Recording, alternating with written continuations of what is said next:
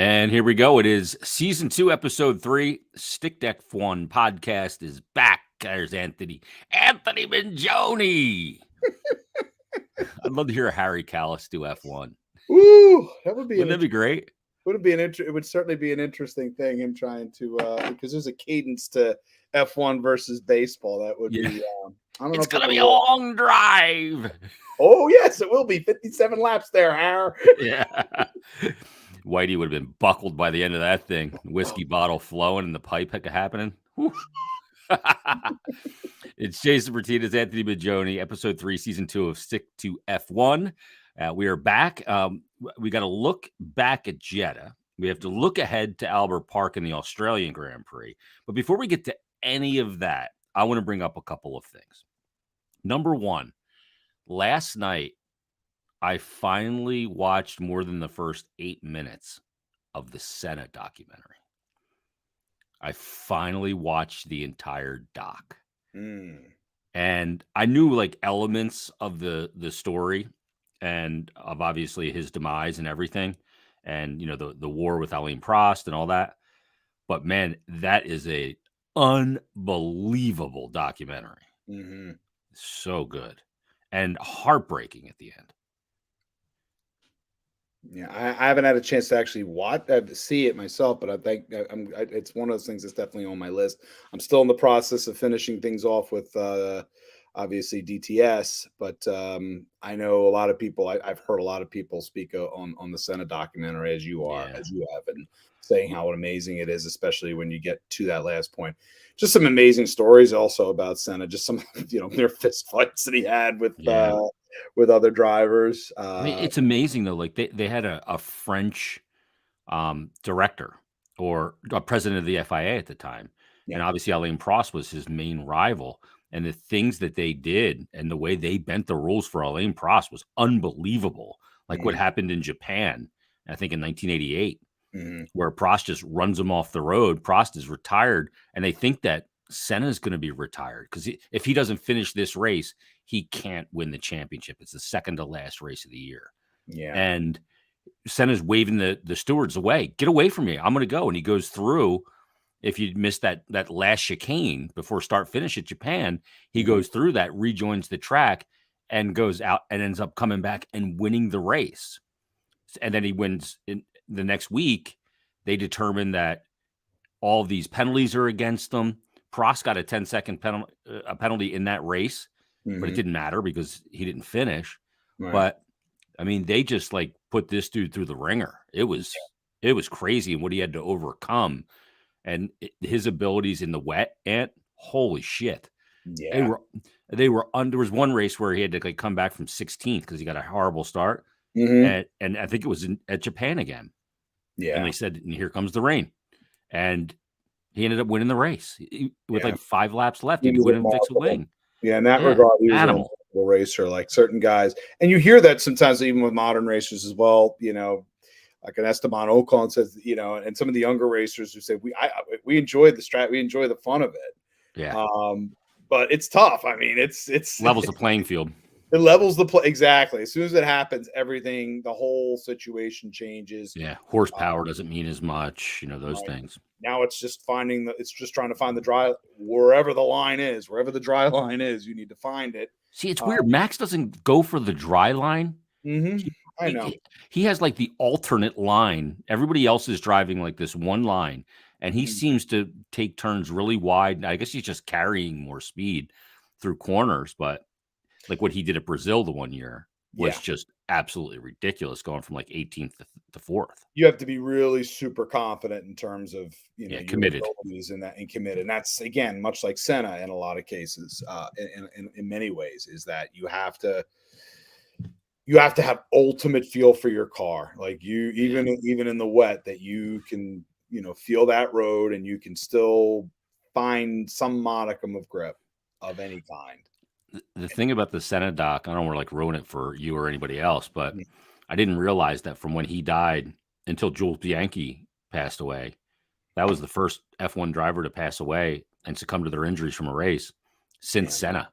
Yeah. They changed a lot when what happened to Ayrton happened Yeah. because he wasn't even going wheel to wheel with a guy. He's just going down basically the straight at Imola, and I don't know if he had steering failure or tire failure, and they said that his body didn't have a bruise on it, not a broken bone, but the rod, the steering rod, hit him in Yeah. the head, and that killed him. It's crazy. Yeah, Yeah, it is really kind of when you think about it, and it's like I still remember that part I do. I know that the scene, watching the scene and everybody's just, how's that just look like? Is he, and they knew it, the news was bad, yeah, but that part I did know about, like literally that was the wound. That was it. That yep. was the one thing. And Everything everything else, else untouched. yeah, it just hit him and Amazing. that happens. I mean, that's the Yep. human body and how fragile we truly are, where if you get hit on one spot, it's things happen. Yeah. One other thing before we get to Jeddah. I've been going back and watching some old races as I always do on the F1 TV app. Mhm. Go back and watch China 2012. Holy cow. It is nuts. First of all, there's 24 cars. So there's on track battles everywhere. It's Nico Rosberg's first win in Yeah, F1.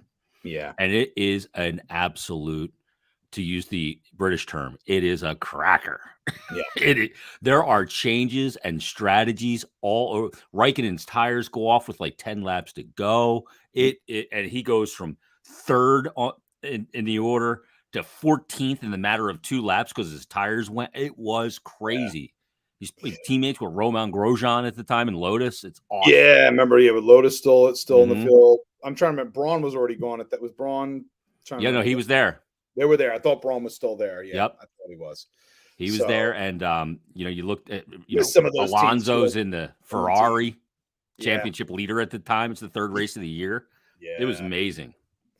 yeah. And on a track that doesn't always offer necessarily the greatest of races, Yeah, that one definitely and a delivered. pit stop ruined it for Jensen Button. The races back then, it was a 3-stop race. Yeah, There were guys trying to make it a 2-stop, yeah, but it was a 3-stop, which is what Raikkonen got caught out on. But yeah. it's an incredible Grand Prix. I highly recommend people go back and watch it. Let's get to Jeddah Yeah. because I love Jeddah. I think it's just I love driving it on the F1 game on my at-home sim. I love everything about it. I love that it's at night. I think it looks great. I don't love that it's in Saudi Arabia. It's the only thing I don't like. And the F1's got to FIA's got to figure that part out. Yeah, But the the the the Grand race, Prix was awesome. the racing's great. Yeah. The racing is great. I do feel for Mick. He must hate that course at this point now, though. Yeah. He's Luck on over his two. luck now too within a calendar year twice. And it's something that he'll have to, and that's what happened. All racers have to kind of deal with certain bugaboos, and that course still is putting him out, and he wasn't able to race, and that was obviously the difficult thing for that weekend for Haas. And the fact again that they did what they could do with K Mag was still pretty remarkable in that regard. So, Yeah. but yeah, it was an incredible race. This and already now, as we've established this for multiple couple weeks now, is that we've got quite the battle between Charles to start the season and Max, and this time Max was able to get to one up Charles this time, and it's the potential of all year for a competition between those two is something. It's just there's something different, and we said this in our last show that something different now about Charles this year than in past years. Some of it's the vehicle, but a lot of it I think is him. Yeah. I think he's thinking the race is better. And he knows when you have that confidence too in the machine. It brings also, I think, things out of you and things that you've been training and getting yourself ready for. And again, he's a young driver who just like the younger drivers on the tour are trying to figure things out with their machines. So too, even with the high end machines Yeah. like Ferraris, you still have to figure you still have to figure the vehicle out. Yeah. And it was a heck of a race, and it was still close right at the very end. Yeah. I was listening to Damon Hill on F1 Nation, and he's talking about these cars because they're bigger and they're heavier, that it's really hard to have a pointy car. In other words, there's a lot of understeer because of the heaviness of the car. Yeah. And it suits some drivers better than it suits others. And, it used to be a driver would get in the car, they would set the car up for the driver. Now it's the driver having to adapt to the car. Yeah. I mean, So it's such a I think you're massive seeing a change lot of in that. the car. Yeah. And I think we also see that I think it's the normal cycle of life for whatever version of the F1 machine that they create. That early on, the Hmm. adaptation is on the driver's side to get used to the machine, and then as they get their hands around them around the beast, then they begin to bend. Then they begin to tame it and bend it to the driver's will Yeah. or And circumstance. make it, yes, more suited to the particular man behind the wheel. Yes. We got to talk about Lewis Hamilton, and we got to talk about Mercedes powered Formula One cars because they're all at the bottom of the grid. And this Yeah. isn't just the Lewis Hamilton problem, though it is in a way because George Russell qualifies all the way up into Q3. I think he was fifth or sixth, Hmm. and Lewis Hamilton goes out 16th. Yeah. Like I mean, that's that was yeah. That was your yeah. eyes. Your eyebrows went like, whoa. I mean, it's just unusual. It's just unusual, And when and he went on team radio and said, and they said to him and said, George is making a lot of his time up on you in the first sector, and they said he's got 7/10 on you in sector one. yeah, Like that shouldn't be happening. that should not be happening. So I'm kind of curious in as to again, sometimes with an old, maybe in this circumstance, again, this is where the real transition between the younger drivers and the older drivers is going to happen with a brand new machine. And sometimes Yeah, it's I don't want to use a phrase and make it as simplistic as maybe it's just maybe it just gets too tough to teach an old dog new tricks or give him a new ride yeah. and have them adapt to it. And again, I do have to come back to the fact that I'm sure he was physically preparing himself for the season, but there wasn't sort of a he was sort of like not quite out there as he was in other off seasons. I was So just going to ask you about that. yeah, and I do wonder Less sim work, less he said he was supposedly doing more of it, and that just doesn't not enough. I don't know. Yeah, And it's and George Russell's hit the ground running, getting the most out of that car. yeah, I mean, frankly, Lewis is lucky to have the amount of points that he does yeah. because he moved up 2 spots at Bahrain to get a podium at that race that Mhm. other than Red Bull reliability issues, he had no business being up there. Right, exactly. And he would have been I mean, he would have points, but Mercedes would be even further back than they are right now. So Yeah, they're in trouble. I think so. Again, we're gonna need to see how things play. Again, you start off in that climate. I do have to, in some cases, keep all other factors in mind. But for the pure power thing, you just can't avoid it. I mean, you're seeing Mercedes Power's cars just All in well the down back. the grid, and Yeah. that's got to be something where the AF, Magnussen's racing him and overtaking him with relative ease on straights because he's got more power with the Ferrari engine yeah, and a Haas. and a Haas Like, exactly. And I again, mean, it's that's not like crazy. it's their version again, and then you have the original version, obviously, that comes from Ferrari as well. But yeah, they're doing things with that Ferrari engine that Yeah. that they're not. And don't forget, again, Alpha also has been competitive as well this year It got in the pace. race, and it helps. And again, as always, it absolutely helps when you have someone like a Valtteri Bottas versus still in the peak of his career Mhm. versus having a close to the end of his career Kimi Räikkönen in And that same Giovinazzi, yeah. and Giovinazzi, who is again Giovinazzi would have his qualifying moments, but when it came to the actual races, if he got into points, it was like, oh, look at that. Yeah. That was top 10. If he got a point in a race, that's outstanding. Yeah. And that's not gonna be the case with Valtteri, even though he's a guy that could always throw just a awesome lap Yeah. in quali, but did he have the racecraft all the time to win races when he had to battle through the field a little bit? And that's been kind of the knock on him. But Jeddah, I thought was incredible. It delivered. They got to figure out a little bit with the shenanigans of the DRS line because you don't want this to get dangerous, especially at a course where there's not much margin there. Right. Where they're trying to, Bahrain, you got runoff. You don't have that again. That was yeah.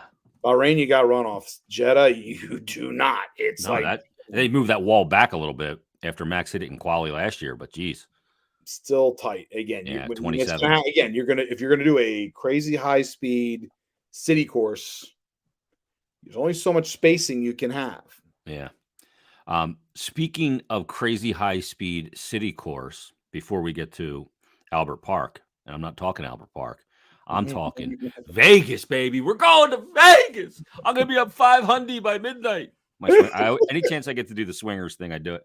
Uh, But Formula One is returning to Las Vegas, and not everybody in the world's happy. I'm no, very happy. no, I'm happy. I mean, I kind of had a feeling again, and you have to sort of look at it from the point of view again, a big country, and the demand, and again, the view and demand for F1 is far greater within the last 3, 4, 5 years than it's probably ever been in the past, and that's without an American driver involved. American-owned team in Haas, but American-owned team in Haas, and yeah. it's kind of American back against, but I always had that feeling that they were eyeing up something out on the West Coast, that they want to at least have some level of coverage of, an Eastern race, a Central race, and a Western one. And now they got it. And they did it right this time. They didn't just stick them in some old track, and they're doing it literally up the strip. Did 2 kilometers long straight. They're going to upwards of 212 miles an hour on that straight into a chicane. And they're going to have stadium seating that they're building. Like Monza. It's going to be like the Monza straight. That's I was listening to Lawrence Barretto. He said there's Monza elements to this place. Yes, absolutely, because it's so rounded. Mm-hmm. It's so rounded, the course. Yep. That there's a few overtaking spots, but that will probably be, that chicane will likely be, I think, much like Monza will be your overtake spot. Yep. Because you are going to get some blinding crazy speed. Now there's definitely some other areas of the course that have some technical rounding to it. But it's a 10, it's like Red Bull Ring. It's a 10 turn.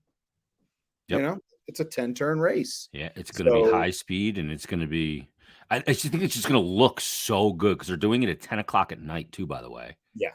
It's going to be like when they do Singapore at midnight their time. Yep. Yeah, and it's going to be, the fountains going in front of MGM, and you're going to have the Luxor, and you're going to have the Wynn and all those spots, and all 1.5 million hotel rooms will be packed to the gills as Formula One takes over out there. And I know a lot of people in Europe are mad. They're going, why does the United States get 3 races? They're kind of new to the game here, but you got to realize, like, from Miami to Las Vegas is basically from England to Germany. And that's why I looked, and that's why I mentioned the geographic situation is that it makes perfect. It's just having one race. Again, some of it is just per capita. It's the demand. It's people DTS. Ready to lay out their money. Exactly. DTS. That obviously can't be avoided, as much as some people are not fans of the show this year, but I think it's very much just because of how things ended. And I've heard that feedback from people in that regard.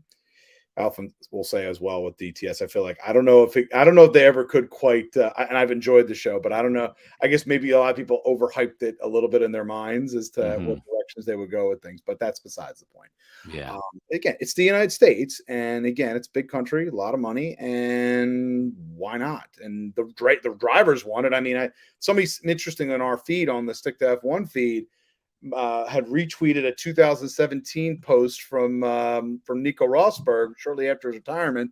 Would there be one race that would you would consider racing? He's like, well, I'm gonna have to. He mentions Vegas. He immediately says, well, if Vegas comes, I'd have to reconsider coming out of retirement. Now, granted, it's 5 years ago, but I sent you that other tweet too, where they asked Lewis Hamilton, I think Alonso, and Daniel Ricciardo where they should add races. And they didn't say anywhere in Europe. Lewis Hamilton said Miami, and Daniel Ricciardo said Vegas. And I know Sergio Perez was big on that. That was why they asked him before they even gave him the card. I mean, you can wonder, well, whether it was that a set or not. But I'm like, no. I mean, he's from Mexico. I can see why, in this circumstance, he would look at it and say Vegas would be amazing, just in the from the visuals perspective and everything else that's involved. And he looked genuinely like, oh my God, this is actually happening. Yeah. So I like the stagger too, by the way. Let's say again. I like the stagger that they'll have in the schedule, because it looks like Miami will remain in May. Yeah. Coda will be at the end of October, usually the weekend before Thanksgiving or before Halloween. Yeah. and then this one is a couple weeks later in November. So Yeah, it's spaced the right way, and that it's yeah, you want to maximize that in terms, and that's in terms of getting people wanting, different seasons to want to go to want to go to those races. yeah. I imagine it's going to go Coda, Mexico, Vegas, Interlagos, Abu Dhabi. Yeah, that could very well be the closeout. That I'd like to very see well. them make Brazil the final again, though. I know you would, but I think I got to go to Abu Dhabi and come back. oil money talks. Yeah, You know yeah, it that. does. And Abu Dhabi's got it after what they got last year with a basically winner take all. Winner That ain't take going anywhere. all, and a bet and a bet and the court and an improved course. That Yeah, you're right. it's, Yeah, it's they opened it definitely, up. yeah, without Um, that chicane and curve. it is fascinating. I know Daniel Ricciardo also mentioned, I was thinking about retiring. Not anymore. Now we're going to Vegas. But Daniel Ricciardo this weekend is going home. He's Yeah. probably already there in Australia. And we haven't been to Albert Park. God, has it been since 2019? They were there in 20. That was when everything shut down. They Yeah. were in Albert Park, and everybody was like, "Why?" And Yeah. Hamilton They was canceled it.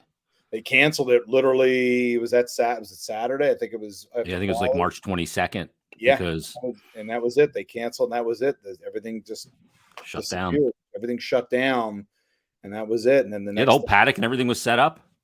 everything was set up. I mean, they were going Yeah. to race, and then they were like, and I then think they that even was had a it. practice, by the way. They did, yeah, and Yeah. then we got shut down. So I'm glad. I'm curious to see how the track will play now with the new change. I think it was turn 9. I think has been changed up a Yep. little That's bit. when they open up. Yeah, when they open it up. So it's going to be interesting to see because again, this is Albert Park is a unique course and can sneak and can be sneaky nasty. Yeah. Because you kind of get a little bit of I think drivers sometimes you get a little bit of a false sense of security, and it'll snap you when you least expect it. Yeah. They took the chicane out between 8 and 9. Right, and And that there's a, needed because it did slow the flow down yeah. of Now there's a the race. DRS zone there. Yeah, And there's also a DRS zone after 10, after that chicane. which is going to be interesting to see how that is all going to play. Yeah, is that that's a double detection DRS zone too, like you get at Mexico. Yeah, You get it on the pitch straight, and then you get it on the following after the chicane again. So there's only one detection zone there for that 2 DRSs, and then there's another one right before the final chicane to go down the pitch straight. yeah. Again. It's going to be. Free practice. I'm going to be fascinated at the result at how what the driver's commentary is going to be about when they start to push the cars through this new setup and Yeah. seeing. And again, it's a double new thing for them because new cars and a new setup. Yeah. Make things fascinating in that regard. Not to mention many of these drivers weren't on the grid in 2019. There's a lot of turnover in 3 years. Exactly. So they've never been to Albert Park in an F1 car, at least. And that sector 2 is going to be just absolute lightning Yeah. at this track. So it'll be fascinating to see how that plays out. When you look at the race this weekend, I think this is really a really difficult one to handicap because of the new track and all these elements that we just talked about. But I mean, are we looking at the same thing here, Ann? Is this Ferrari and Red Bull going, teeth to teeth again? Again, this is, and as you just said, it is tough to handicap, but there's going to be a time for Mercedes to try to figure out maybe they're able to get back into this. I don't know. Yeah, McLaren looks too far off to get back into this mix right now. Well, again, Danny certainly, I think probably still at this point now, probably you still feel the effects of it. You have your preparation that's completely thrown off as a result. Yeah, McLaren's they're struggling, but again, I got to keep in mind that it is a couple of races, and then environment does play a role when you're in the desert versus now being in Australia. How will that play aerodynamically with the engines? So again, I think everything is still very much an all to play for. But yeah, I think Ferrari genuinely they've spent so much time on this machine. We've known it since last year how much development has been going into this car. Yeah, I mean, safe bet obviously. I think in this case would be to probably look at either one of between those two teams right now. And I think Sergio certainly is trying to get himself back into this thing. I think he's going to hopefully have a better go of it this time. He managed to get on pole for the first time in his career, which was, Yeah. What a lap. was Oh, a tremendous lap. And he just kind of felt bad that, he fell back and wasn't able to snatch the podium in this circuit. But again, yeah, it's between right now to me, it has to be between those two teams. And you'd like to see, we talked about having a three-team race, but right now it's a two-team. It's just the team that we didn't expect to be falling off the ladder is the one that's falling off the ladder right now. yeah. That's amazing, right? I mean, leading the points right now in the Drivers' Championship is Leclerc with 45. Sainz has 33. Verstappen 25, all earned at Jeddah. Yeah. And Russell and Lewis Hamilton. Russell with 22, Hamilton with 16. Ocon, Perez, Magnussen, Bottas, and Lando Norris round out the top 10. And when you look at the constructors right now, obviously Ferrari's leading the way heavily, up 40 points on Mercedes, and that's just because Red Bull had a double DNF in week 1, and an Alpine is 4th right now in the constructors, and Haas is, imagine the money that's going to Haas right now if the season ended, which it doesn't. Yeah, I mean, they've got more, as we said, more points in 2 races than they've had in 2 years. Yeah, it's bananas. It's bananas. But again, there was always this possibility. But again, there was some talk of that. I mean, we'll go back to this. I said this before when they asked Lando Norris about teams to watch for, and he was fairly insistent about Haas, and he's proved prophetic in that regard. Certainly, and having, of course, such a great story with Kevin Magnussen returning on such short notice and finishing P5 in Bahrain and competing, and it's going to be fascinating to see as the season goes on.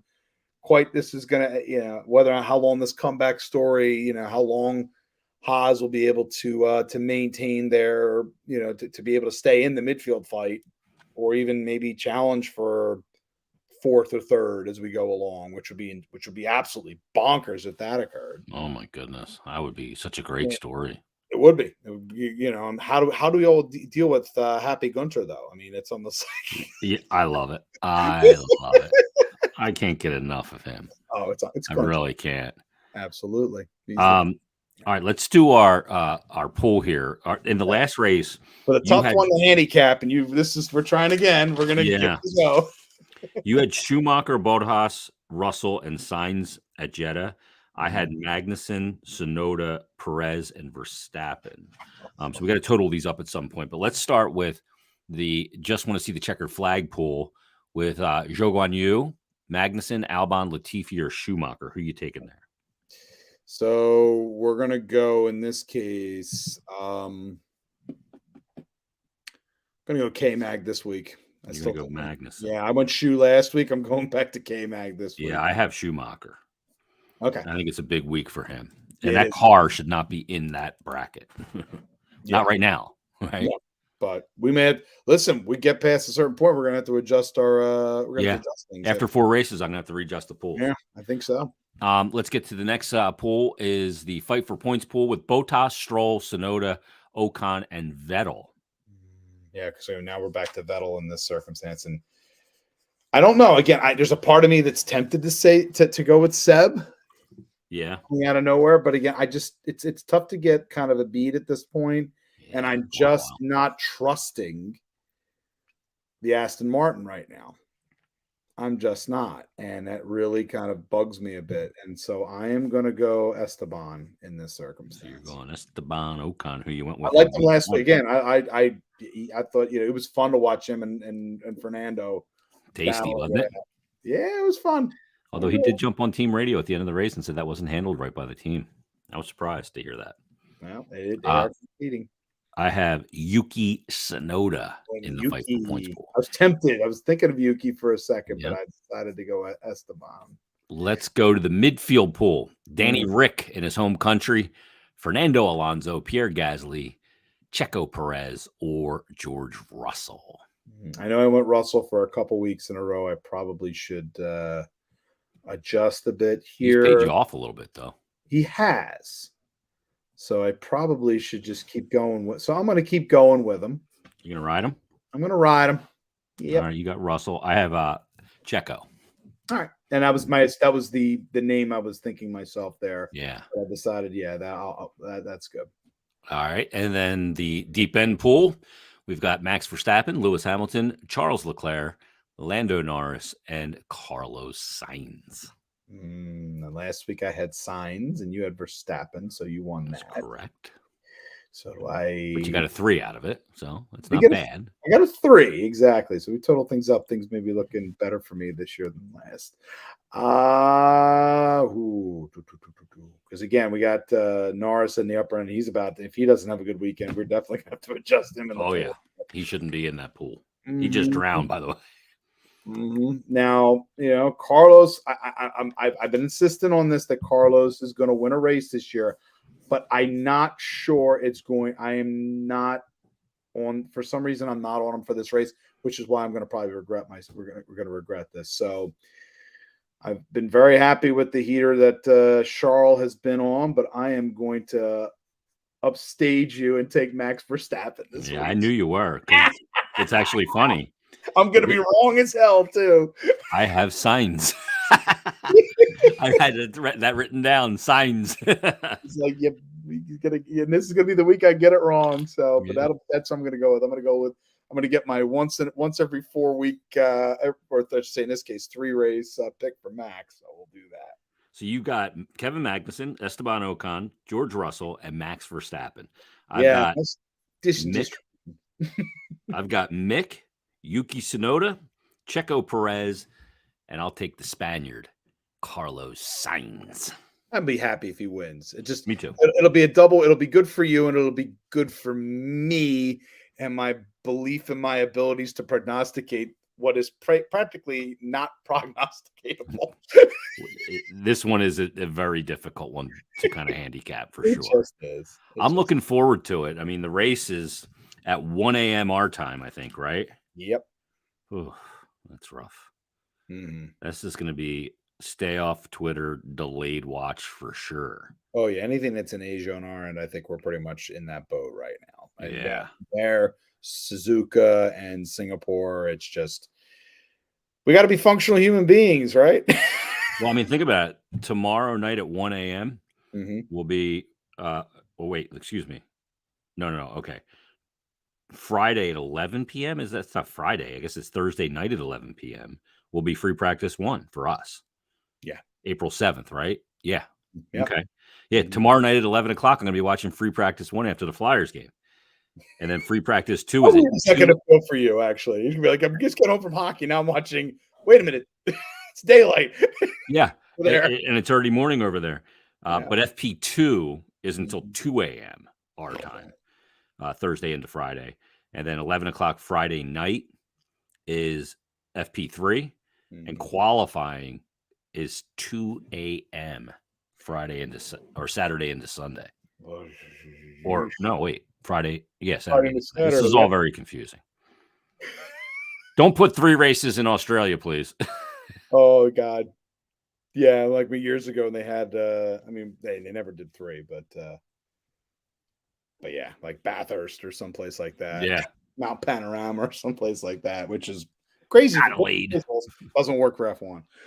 All right, I got to figure out what race to watch tonight from the 2012 season because I'm intrigued by. I may watch.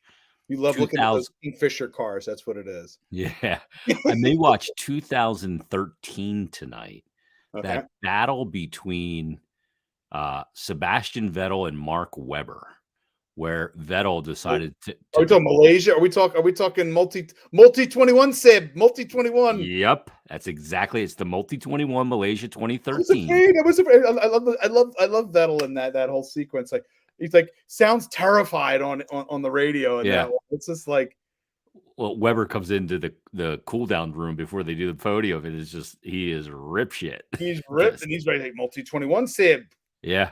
Like and that was like sort of the beginning of where a lot of people sort of question Christian Horner's grip on the team. Yep. And kind of, is Red Bull more flying by the seat of their pants? Yep.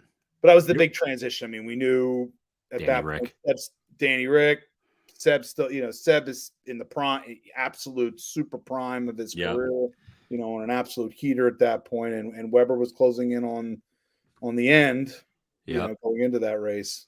Seb was running in his own race. Malaysia's That's what he just said. it was a brutal. I mean, that's one of the reasons why they moved it, why it's in Singapore, and why they do it at night. It's just all the drivers always talked about. I mean, it's a fascinating course, just a crazy sort of weird turnaround hairpin, Yep. go back down the main straight, and how that kind of all plays out. I even still remember seeing it in old F1 games and playing it in old F1 games, and it's just like it was a weird turn. Yeah. It's really bizarre. Yeah. I got last thing. I ended up DNFing in my F1 2021 PRL Premier Racing League race this week. I did all this work in preparation for Baku, and safety car comes out early, and I qualified. I made it into Q3 on mediums, so I qualified fourth on and Q3 I went to the soft and I qualified fourth, and I felt like I had pace in hand. So I started on the mediums, but I ran 2 laps on them, and there's 2 cooldown laps there, and we know how long that course is. So a Mhm. safety car comes out after 3 laps. I'm like, I'll just go in. I had enough, and I went in, gave up like 3 positions of track position, and grabbed another set of mediums. I was just going to go mediums to hards, and I just couldn't get the mediums behind the safety car up to temperature, and I lost it in turn 3, Oh no. and I'm out, retired, The blew the deadly wheel sort right of off it. the gray the one you saw the gray screen and are you Yeah, all right? I'm like, damn it, Oh Jeff, I'm all not that. all right. I'm like, all that goddamn prep for nothing. And I shaved like a second and a half off my Now you TT know pit. what the now you know what the drivers and the teams feel like at the end of the Hmm. when something like that occurs. All that work that Yeah, goes into it. jeez, I was so mad that that happened. But Yeah. I got to prepare this week. The week before, though, I missed my race, and it was Monaco. Perfect timing. It was my birthday week, and it was Monaco. I'm like, cool, I don't have to prepare for that. But next week, I think, where do we go next week? I think we go from Azerbaijan. Um, do we go to Spain next week? I think it might be. Mm, I haven't started my preparation for it yet. I probably ought to get on that. But yeah. next week we go to, let's see here, calendar. We go to Canada. So I'm heading to Mm, Montreal. yeah. I'm going to visit the Chez Paris. I'll be good to go. The old Canadian Ballet. and We'll have a good time. All then right. That's, and then obviously after this race for real, after this race we've got Imola coming up, and then yeah, which I love. Miami for the first time. So again, Yep. it's the wild, so the And then Wild Spain West. after that. Yeah. I mean, just going from the old stage tradition to welcome to Miami. Yep. Don Johnson and Crockett and Tubbs will be down there on the boat. It'll be great. I wouldn't be surprised if they have Don Johnson there. Absolutely, they Would should. not surprise me even a little bit. I don't If think that Tubbs is alive anymore. Michael is he deep? Oh, Thomas, I have no idea. I forget his name, but Yeah. anyway. All right, that's going to put a wrap on this episode, season 2, episode 3 of Stick to F1 Live. We'll have a breakdown of Albert Park and the Australian Grand Prix coming up in our next episode. So everybody enjoy the F1 this weekend. We'll talk to you next week on a brand new episode of Stick to F1.